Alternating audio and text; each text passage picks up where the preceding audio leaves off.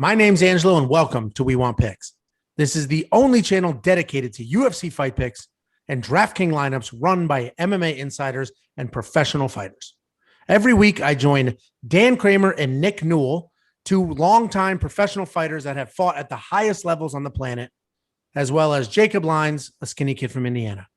So join us every single week for our full fight card breakdowns, our individual fight card breakdowns, our betting guide, and our DraftKings lineups.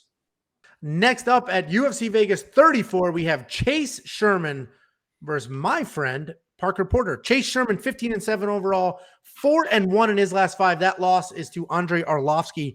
Parker Porter, 11-6 overall, 3-2 in his last 5, and he's 1-1 in the UFC. His debut was a short notice fight against Dawkins, and then he bounced back with a really nice win. Danny, you got to bounce, so why don't you go ahead and give us your breakdown first? Yeah, listen, I know you were trying to rush me off here, and as much as I want Parker Porter to win, you know, he's a Northeast guy. I know he's your friend. I know you probably don't want me to give this pick, but I got to go with Chase Sherman here. I think Porter's very good, very athletic. He's looked very impressive in some of his fights. But I just think he's a little undersized for heavyweight. I know I think he gets close to 265.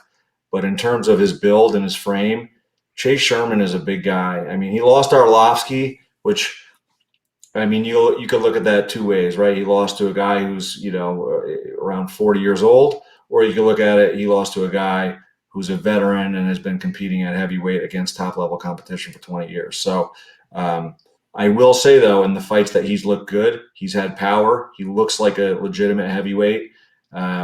He's tough. He's got kicks, punches.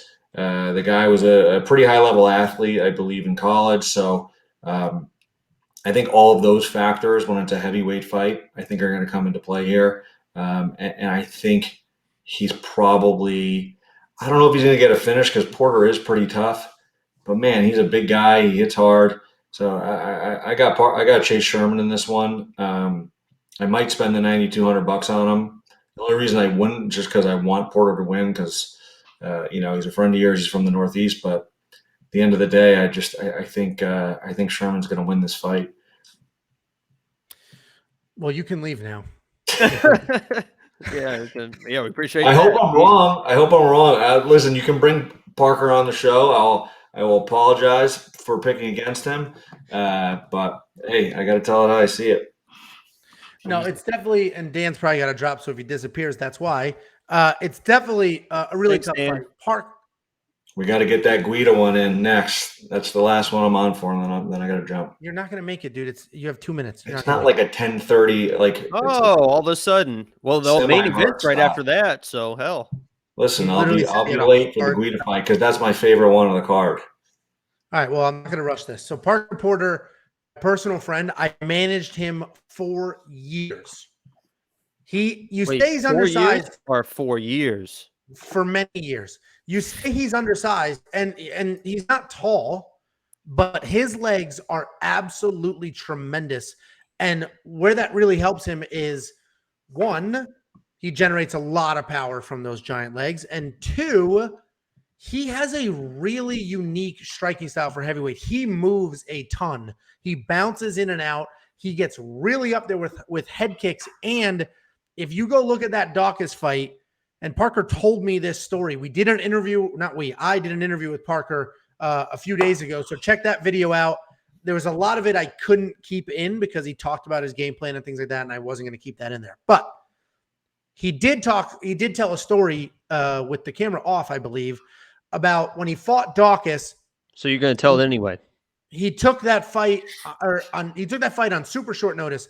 Literally had a kid 2 weeks earlier. Was not ready, but you get the call. You take the fight. It's that simple. And as they were holding their hands, as Herb Dean was holding their hands to announce who the fight, the official decision, Bruce Buffer said, "Wow, you really got him there." And the back of Dawkins' leg with one kick was like completely red, swelled up, and just absolutely destroyed with one kick.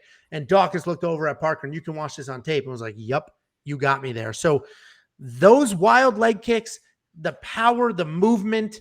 I know Parker's a good wrestler firsthand. I know that.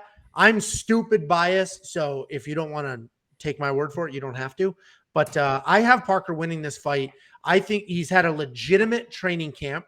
You can't even look at the Dawkins fight. He literally birthed a child, or his wife birthed a child 2 weeks before that fight. Took it on short notice. Don't watch that fight. Look at his last fight. The dude has abilities.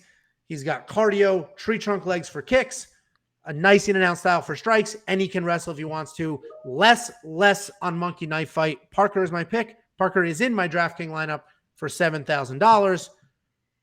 Sorry, I was talking about my friend Jacob. Why don't we talk about your friends who are professional fighters when they come on? Why don't you give us your pick? Okay, yeah, my friend Parker Porter. I appreciate you coming on the show.